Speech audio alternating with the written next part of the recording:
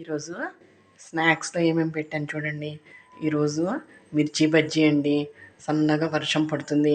బజ్జీ అనగానే ఎవరికైనా నోరు ఊరుతుంది కదండి. ఇక్కడ బజ్జీ ఈ పచ్చిమిరపకాయలు చూడండి.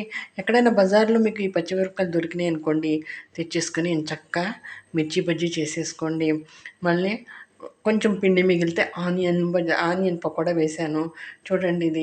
ఇది చింతపండు తీపి పచ్చడి. ఇది నార్త్ ఇండియన్ పచ్చడి అండి. మనకు బజ్జీలో చాలా బాగుంటుంది. ఇప్పుడు న్యూట్రిషన్స్ వాల్యూస్ చెప్తాను చూడండి.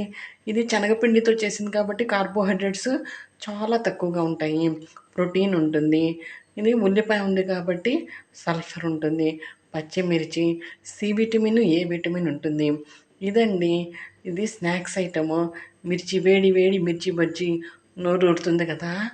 ఎలా ఉందో చూసి కామెంట్ చేయండి. Thank you for watching video. Thank you.